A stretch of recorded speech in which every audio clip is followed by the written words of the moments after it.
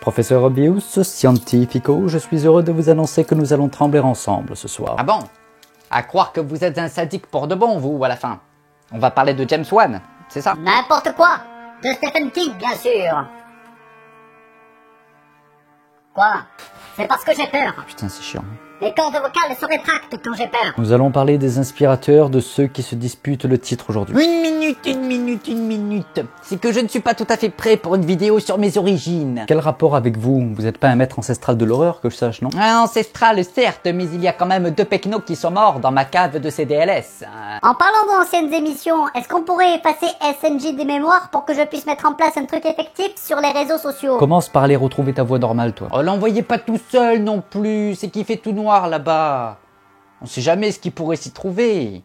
Peut-être toutes sortes de gobelins, voire des animateurs de télé-réalité. Et qui sait, peut-être même des filles. Lewis, viens me sauver, je t'en prie. Sans surprise, comme à chaque fois que nous parlons des origines, et j'insiste encore là-dessus, nous allons parler de littérateurs. J'ai nommé Lovecraft et Allan Poe. Ah mais je les connais, le corbeau et Cthulhu. Cthulhu. Quoi? Arrêtez de vous embêter, le nom est pensé pour ne pas être dissible par des organes humains. Effectivement, la culture populaire est assez imprégnée de leurs imaginaires. Quelques-unes de leurs œuvres ont atteint le statut d'icône dans le genre de l'horreur. Et pourtant, pour la plupart des gens, Lovecraft et Poe n'ont pas écrit sensiblement plus que ces quelques monuments fondateurs. Ce qui est évidemment faux. Et pourquoi ça sent le chat crevé d'un coup? Merde! Comment vous avez fait pour reconnaître que c'était un chat? Il est en train de le disséquer vivant. Mais changez de traitement, espèce de maboule. Faites comme tout le monde et allez lire une histoire d'horreur quand vous avez des pulsions pareilles. Et c'est pour mon armée. Et je les ai lus, vos types, en plus de ça. Pour une fois. Alors allez-y, qu'est-ce qu'ils ont écrit d'autre? Ça, je ne sais plus. Mes pilules me provoquent des amnésies elliptiques. Mais j'ai les intégraux quelque part. De leur vivant, Allan Poe et Lovecraft n'ont pourtant rien connu de la renommée qui leur a été faite postérieurement. En grande partie, me semble-t-il, parce que, à leur époque, ils étaient précurseurs et ne pouvaient s'affilier à aucun des genres qui étaient en vogue. Nous aussi, on est fauchés et impopulaires.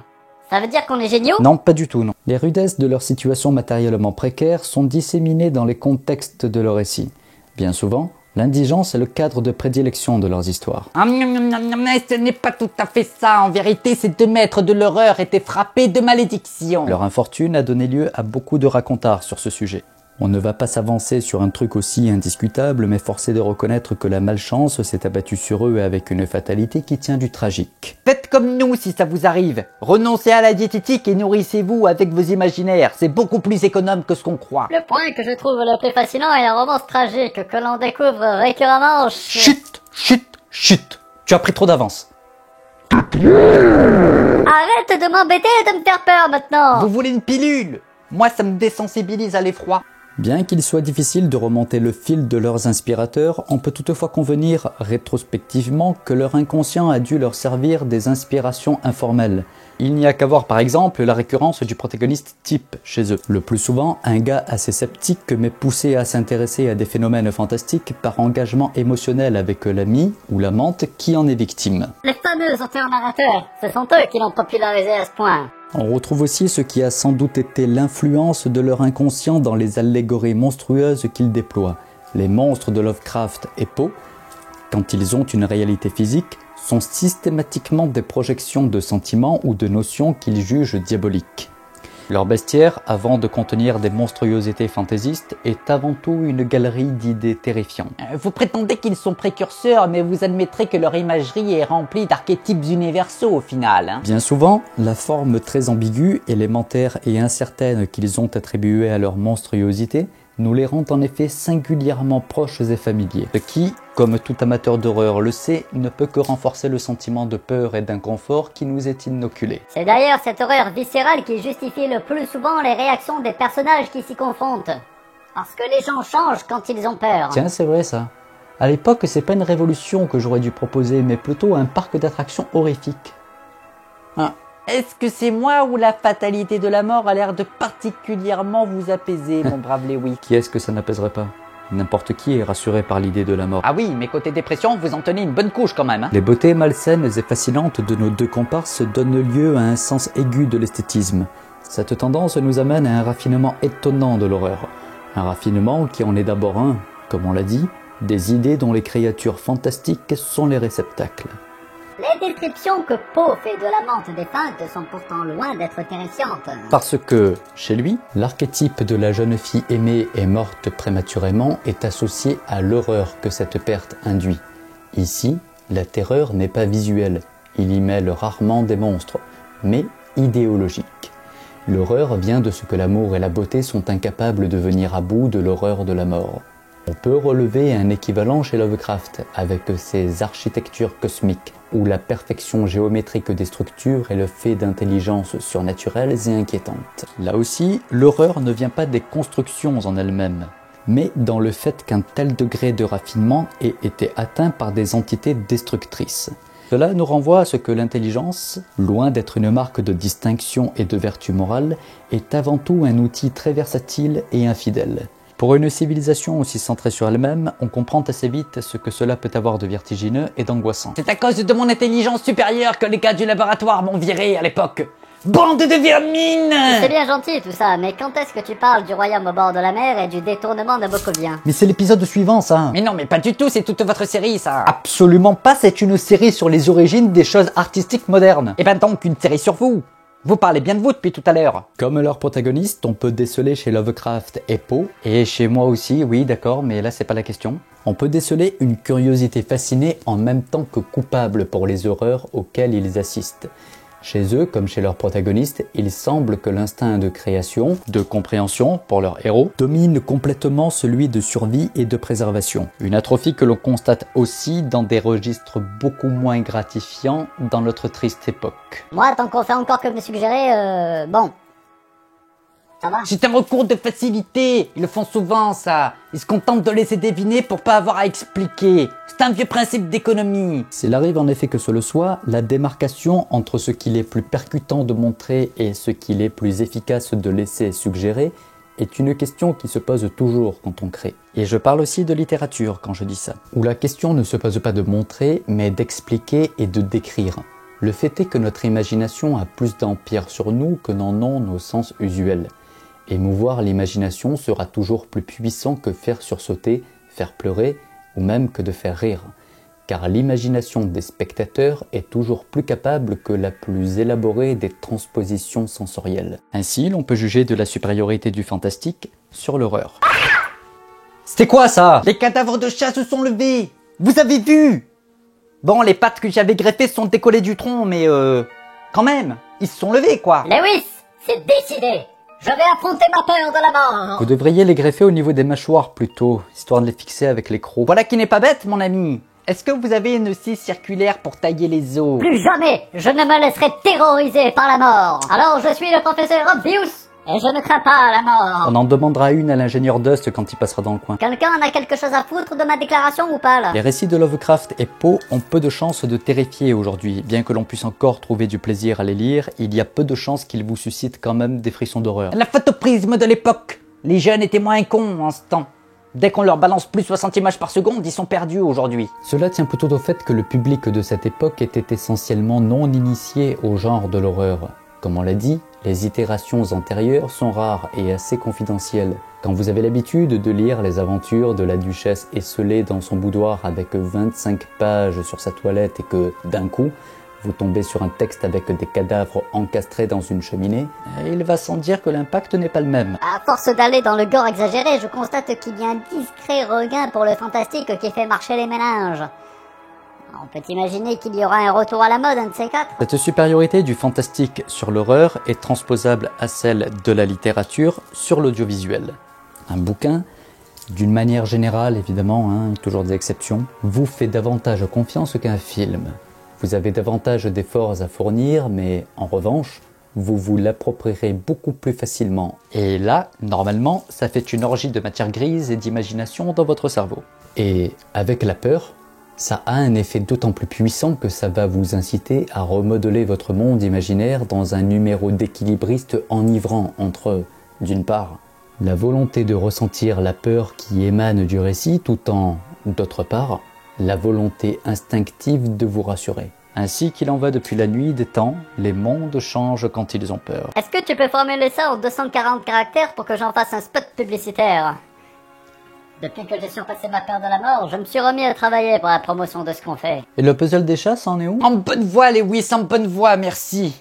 Mais il faudra pas trop tarder pour passer la sapierre après, par contre, hein. Ça a tendance à vite sécher les boyaux et les entrailles, vous savez. Et c'est alors que j'ai compris qu'il n'y avait aucune raison d'avoir peur de la mort.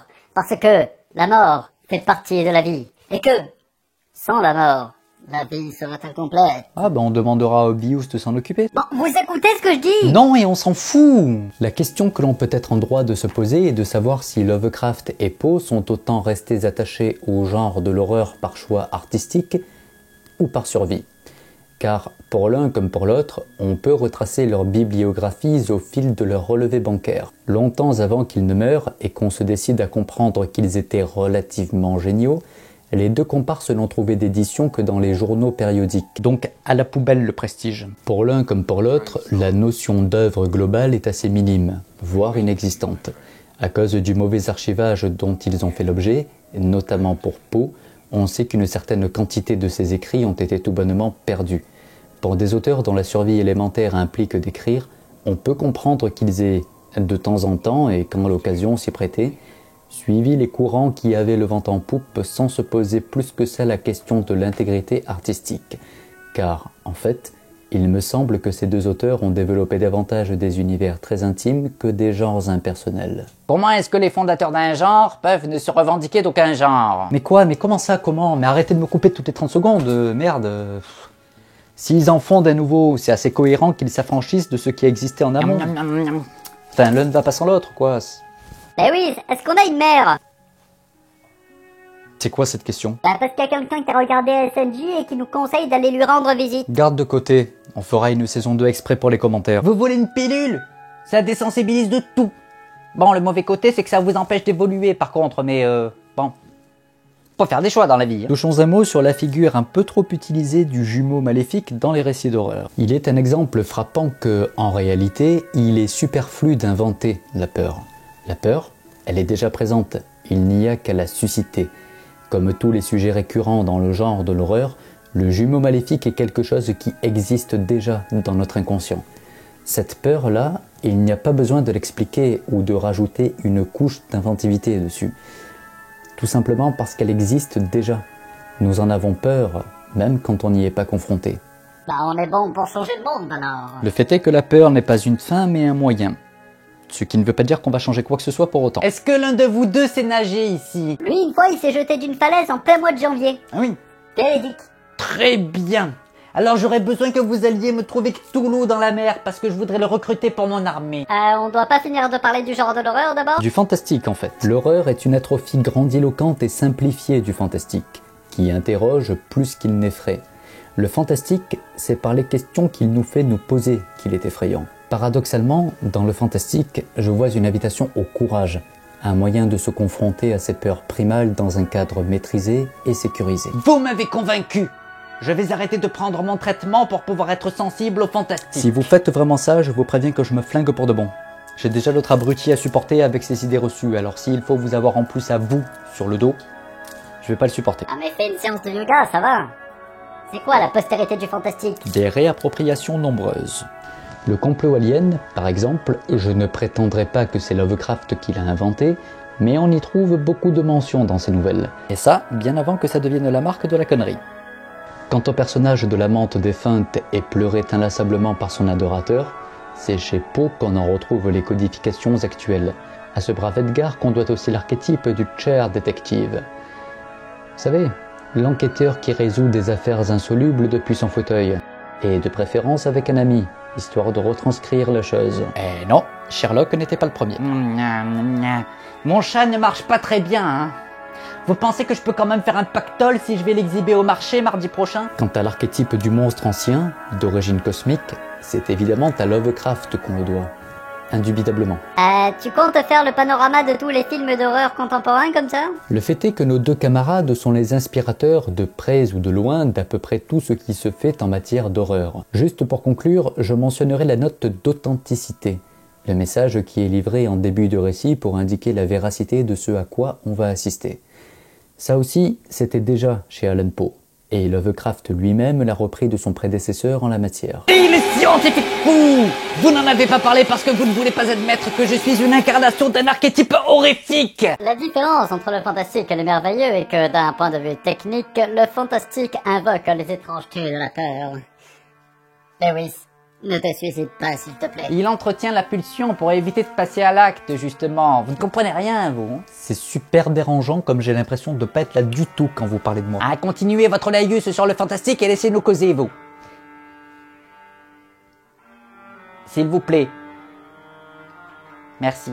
La base du fantastique, c'est de mettre en scène un mal qui doit demeurer inexplicable par des moyens rationnels. Bien qu'il puisse être tentant et ludique d'expliquer son fonctionnement, gardons à l'esprit que le mal pur, qui n'a pas d'autre but ni d'autre finalité que de faire le mal, est un concept aussi angoissant que vieux pour notre intelligence. Il faut dire que la fatalité s'acharne sur lui aussi, hein.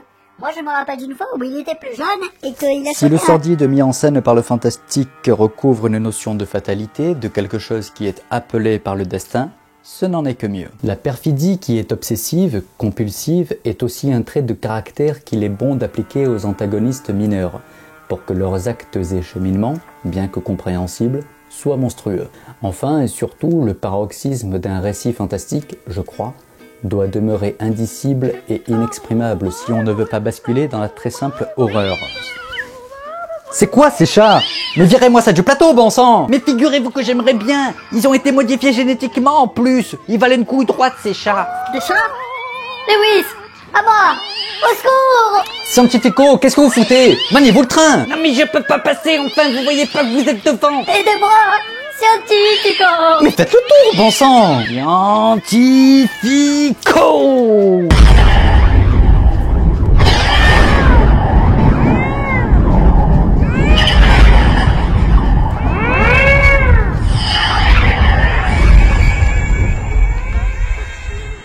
Vous êtes un personnage ou un dieu, vous? Ce sont des synonymes, mon ami. Et, comme c'est de titre, la mort aussi a une sœur jumelle. Une sœur jumelle que la mort euphorise. Les monstres qui sont capables de changer le monde n'agissent que par la peur. Attends, si elle est si forte que ça, moi j'en fais un post sur les réseaux sociaux, là. Je peux pas, je t'ai retiré l'accès au compte. Une jumelle, disais-je, capable de braver la mort. De la sublimer, même. Oh, tu vas pas me virer, dis! Pas après une attaque de chat pareil! Enfin, ce serait cruel! Tu es prolongé pour la semaine prochaine, c'est bon. La folie! La jumelle de la mort! C'est la folie! Mais j'ai compris, hein. Moi, j'ai déjà fait un épisode avec lui dessus. Ce n'est pas la folie. Ah. Mais presque. Une forme bien particulière et bien familière de la folie.